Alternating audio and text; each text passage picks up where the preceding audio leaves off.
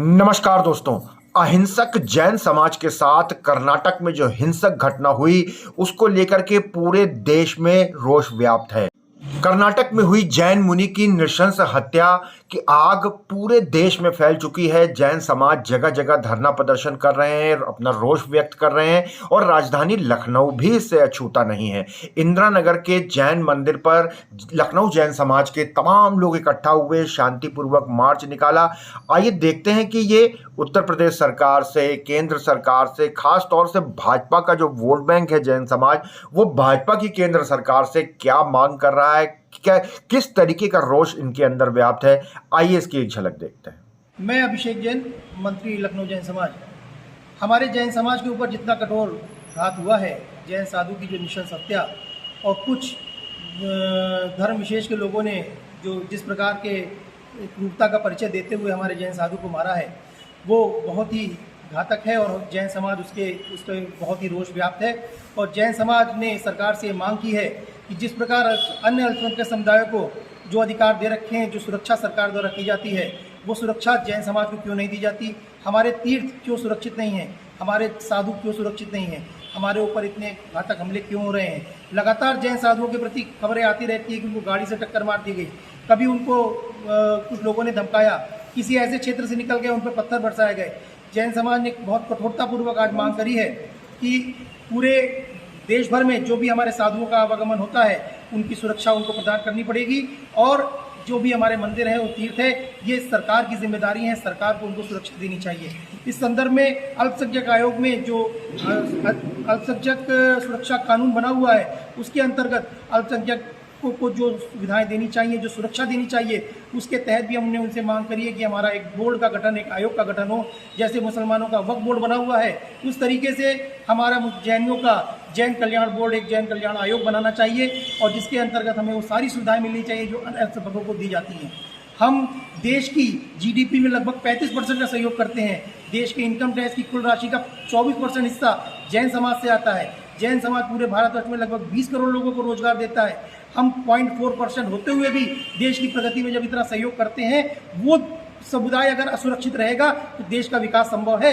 ये सरकारों को सोचना होगा और जैन समाज को पूरी सुविधा और पूरी सुरक्षा प्रदान करनी होगी। आज पूरे कड़े भाव से हम सरकार से मांग करते हैं। आज उत्तर प्रदेश में भारतीय जनता पार्टी की सरकार है, देश में भारतीय जनता पार्टी की सरकार है और वैसे समुदाय में जिस समुदाय का अनडिक्लेयर्ड पूरा हर व्यक्ति जानता है कि वो जैन पूरा भाजपा का वोट बैंक है, उस समुदाय के साथ इस तरीके के व्यवहार, उनके साधु सुरक्षित नहीं है तो देश में कैसे सुरक्षा का भाव उत्पन्न होगा?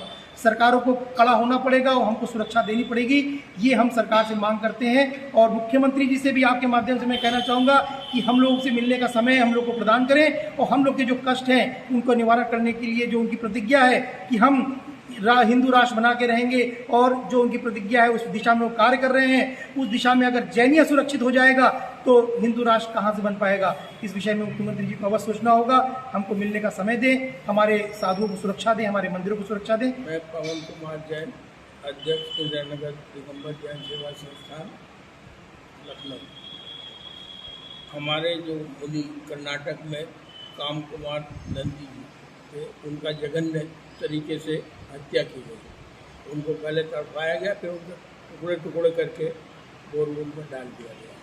उसके विरोध में पूरा जैन समाज एकदम उद्वेलित हो गया है, नाराज़ हो गया है कि हम लोग अहिंसावादी हैं और हम लोगों के साथ अगर ऐसा किया जा रहा है तो हम समझते हैं कि कुछ लोग हम डर पैदा करने की भावना हम लोगों में दिखाना चाहते हैं कि आप डर के रहिए क्योंकि आप अहिंसक हैं, आप कुछ करेंगे नहीं, हम जो चाहें सो कर लें। आप सब संपन्न लोग हैं, हमको जो चाहिए वो आपसे छीन लेंगे। इसलिए हमारा ये था कि हमने उसके लिए पूरे जैन समाज को उद्वेलित होने के बाद सरकार से ये मांग किया है कि इसके लिए अपराधियों को पकड़ा जाए तुरंत से तुरंत और उनको कठोर से कठोर कार्रवाई की जाए जिससे आगे इस घटना की पुनरावृत्ति ना हो। इसलिए हम लोग पूरा जैन समाज जगह जगह हर जगह प्रदर्शन कर रहा है, इकट्ठा होकर सरकार को इस बात को अवगत कराना। हम एक अल्पसंख्यक आयोग के तहत जो एक्ट बना है उसके अंदर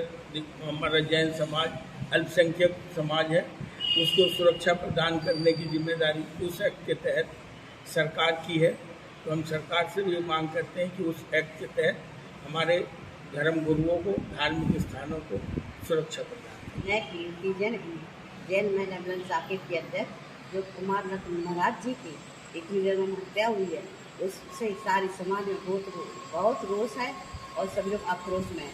इसलिए चाहते हैं कि उन अपराधियों को पकड़ करके ऐसे से ऐसी सजा दी जाए कि आगे कभी कोई भी इस तरह की घटना करने, इस तरह का दुष्कर्म करने का कोई साहस ना करे। जब तक हमारी मांगें स्वीकार नहीं होंगी, जब तक हमारी जैन समाज हमेशा हमेशा इसके विरोध में रहेगी और लड़ती रहेगी। ऋषभ कुमार जैन, सांस्कृतिक मंत्री, दिगंबर जैन सेवा संस्थान। कर्नाटक बेलगाम में जो हमारे जैन साधु की नृशंस हत्या हुई है, हम समाज के सभी लोग उसका पुरजोर विरोध करते हैं और उत्तर प्रदेश सरकार, कर्नाटक सरकार और अपनी भारत सरकार से यही निवेदन करते हैं, आग्रह करते हैं कि सभी आतताइयों को अविलंब कड़ी से कड़ी सजा, बल्कि फांसी की सजा उन्हें दी जाए।